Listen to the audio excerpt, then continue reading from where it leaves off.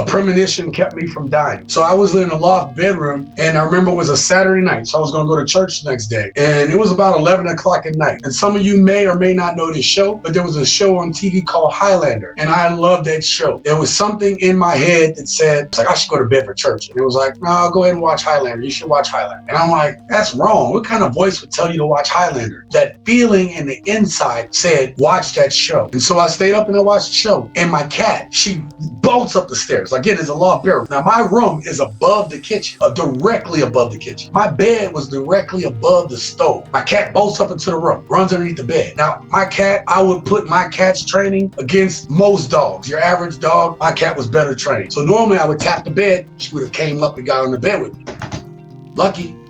Okay, Lucky, what's going on? I look underneath that bed and my cat's eyes are like two saucers. Huge. She is spooked. And then so I look down the stairs, I can see a light, orange light. And I was like, hey, what's going on downstairs? I go down the stairs. As soon as you go down the stairs and turn left, you're in the kitchen, engulfed in the flames. And it wasn't a huge kitchen. So I'm like, oh my God. I go and get my mom. I think her boyfriend was there at the time. And my mom did the stupidest thing you can for an oil fire, but most people aren't trained to know this. But she took the water that was in a pot and splashed it, which makes it worse, and it burned her. But luckily, her boyfriend was like, yo, what are you doing? So he smothered it out somehow. I don't know how. I just remember the cabinets being charred for a very long time. She was frying fish, and I don't know what, she went to the bedroom real quick and maybe sat down for a second and passed back out, and the fish was still cooked. And had I went to sleep, she would have been asleep. The smoke would have went up into the room and it would have got me. Once the fire would have burned underneath the thing, I probably would have fell into the kitchen. My body would be burned.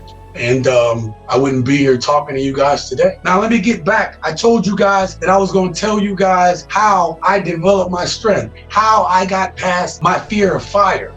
I joined the military. One of the first things they make you do when you're in one of the things that you do in boot camp is there's a firefighter training. You learn about fires, you learn about all types. You learn about what they can do, you learn about what puts them out, you learn about how fast it takes for a house or a room to go up in flames. And then there's this real fire. I mean, this real fire spitting at you. You have a real fire hose, and you have to do the real stuff. And you're in the FFEs, and it's hot. It's hotter than I am right now. And you got to go in there, and you have to put the fire out. Now, it's a controlled fire, there's sensors and stuff, but we had to train to do that. I had to get over my fear. I never want to get on the front of the hose. I was scared to get on the front of the hose. Fast forward, I also go to submarines. Now, on the bigger boats, they have their own firefighting crews. When you're on submarines, you are the firefighters. It's us. If we don't do it, we die. So it's a life or death thing. But I'm not a coward and I'm not a quitter. So I learned how to be really good at fighting fires. And they send me to all kind of schools. And then I get real good at it. And we drill on it in the submarine. Because that's one of the most deadliest things you can have in an enclosed capsule is a fire or flooding. Those are the two worst things you could have. I go to advanced firefighting school. I am leading the charge. Now I have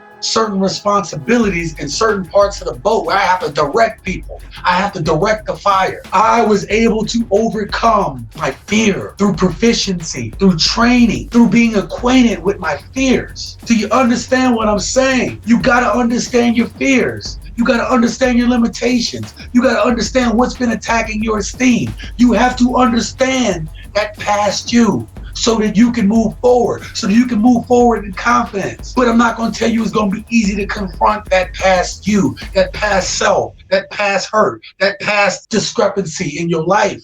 There's a video right here, and I know will inspire you to do great things.